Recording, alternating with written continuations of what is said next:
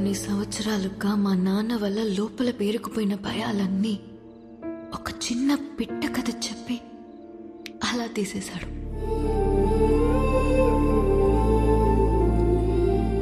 కనిపించకుండానే ఒక కాపురం చూపించాడు. కలుద్దామనుకున్నా. మా నాన్నకి హీ ఈజ్ ద వన్ అని చూపించాలని వెయిట్ చేశాను. అంతలోనే మా నాన్న షాక్ ఇచ్చాడు. వాడికి పెళ్ళి అని.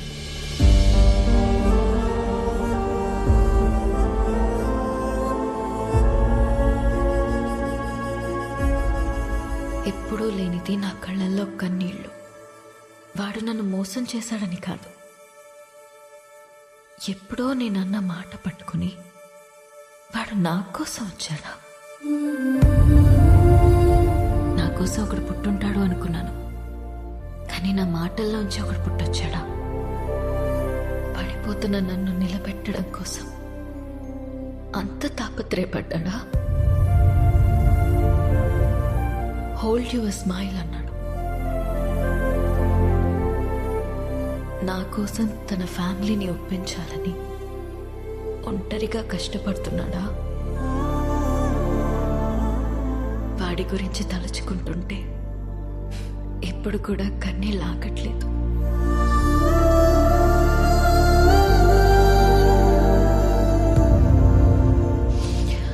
ఇప్పటికిప్పుడు వాడిని హక్ చేసుకోవాలనుంది, కానీ వాడి హక్ నాకు ఈ లైఫ్లో దొరుకుతుందో లేదో తెలియడం లేదు.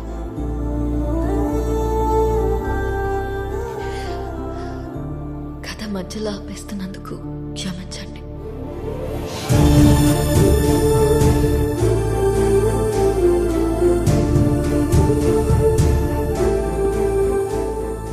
ఆగో.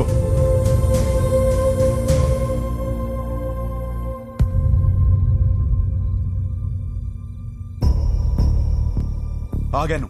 చెప్పండి. వెళ్ళి పెళ్లి చేసుకుంటావో ఏం చేసుకుంటావో నీ ఇష్టం. ఎలాగైనా బతుకు. ఇక నీకు మాకు ఏ సంబంధం లేదు. కానీ వెళ్లే ముందు ఆ అమ్మాయికి సారీ చెప్పేసి వెళ్ళు.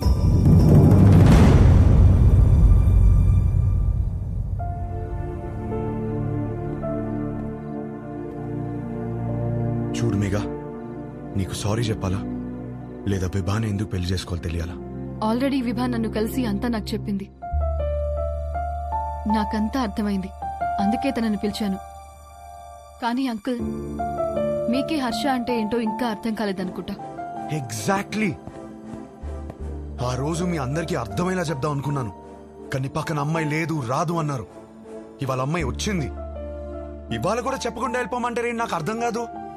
మీరేమన్నారు? కాపురానికి కావాల్సిన ఏకైక ఎలిజిబిలిటీ సర్దుకుపోవడమా?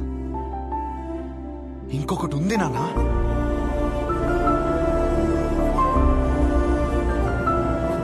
విభా మాటల్లో కనిపించిందే రొమాన్స్. అది అస్సలైన ఎలిజిబిలిటీ. విభాన్ కలిసి మొదటి రోజే అడిగేసింది, what you expect from my married life అని. నేనేదోలా ఏదేదో అనేసాను. లవ్ అని కూడా అన్నాను. కానీ ఆ తర్వాత తెలిసింది లవ్ కన్నా గొప్పది రొమాన్స్ అని. నా లైఫ్ అంతా రొమాన్స్ తో నిండిపోవాలి. అంటే ఏంట్రా, మేమంతా రొమాన్స్లు చేయకుండా కాపురాలు చేస్తున్నావా? పిల్లలు కనేస్తున్నావా? మామయ్య మీకు ఎలా చెప్పాలి? మీకు ప్రేమ అంటే అర్థమవుతుంది, రొమాన్స్ అనగానే ఏదో బూతులా మాట్లాడతారని నాకు అర్థం కాదు. రొమాన్స్ అంటే గదిలోకి వెళ్ళి తలుపులేసేసి 10 నిమిషాలు ముగించే పని కాదు.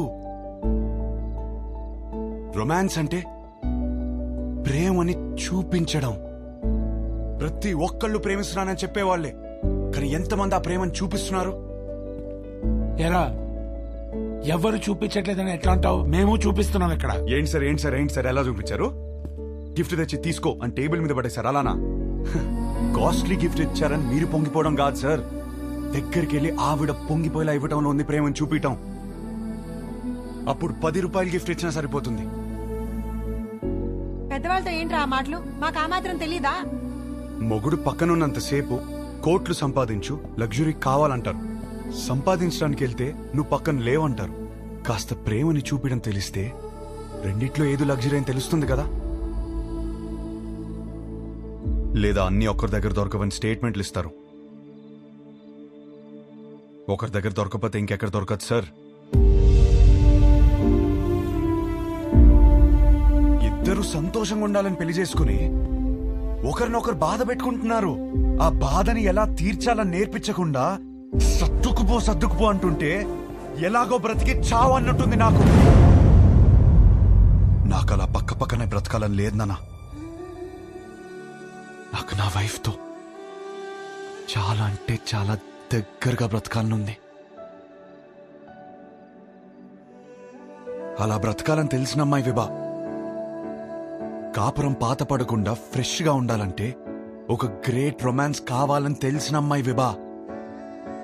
తన బాడీ తనది మాత్రమే కాదు, వచ్చేవాడిది కూడా అని హెల్దీగా అందంగా ఉంచడంలో ఎంత రొమాన్స్ ఉంది. మొగుడు పక్కనే ఉన్నప్పుడు కబుర్లు పుడుతూనే ఉండాలని ఒక అమ్మాయి కోరుకోవడంలో ఎంత రొమాన్స్ ఉంది. నాకు సన్సెట్ ఇష్టం. ఎందుకంటే నా లైఫ్ పార్ట్నర్ ఇంట్లో వెయిట్ చేస్తుందని ఆశ రేజ్ చేస్తుంది కాబట్టి. ఇలా ఆలోచించడం డర్టీ అయితే కొంచెం డర్టీ మైండ్ ఉండాలి నాన్న. నువ్వేమన్నావు మావయ్య? పెళ్లి చేసుకోవడానికా ఉంచుకోవడానికా? ఉంచుకోవడానికే, దగ్గరగా ఉంచుకోవడానికి. ఇవన్నీ తెలియకే కోర్టులో తలదించుకున్నాను. ఇప్పుడు తలెత్తి చెప్తున్నాను, నా కాపురం బాగుంటుంది. నాకు విభానిచ్చి పెళ్లి చేయండి.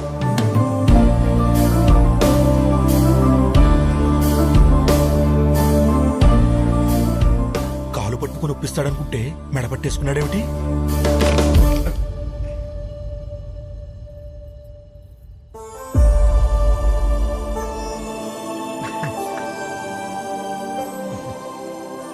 రేయ్, అమ్మాయి బాధపడుతూ ఉంటుంది. వెళ్ళి కబుర్లు చెప్పు, కౌగిలించుకో.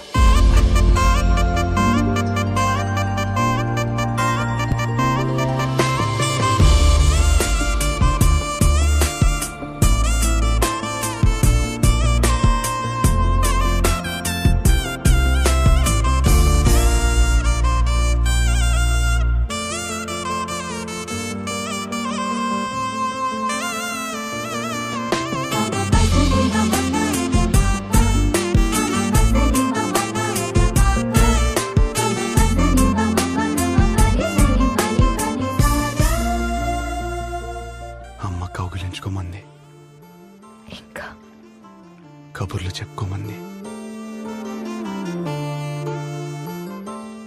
ఇంకా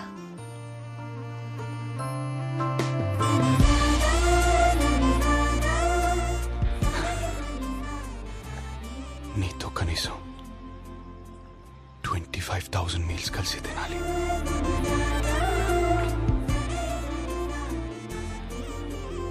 9,000 నైట్స్ కలిసి పడుకోవాలి.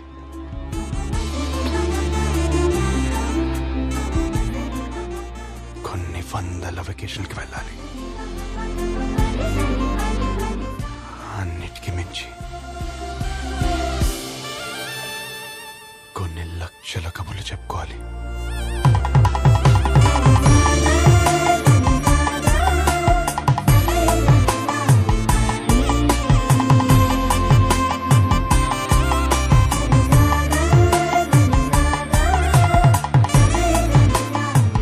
అయ్యగారు, పెళ్లి చేసుకుందామా?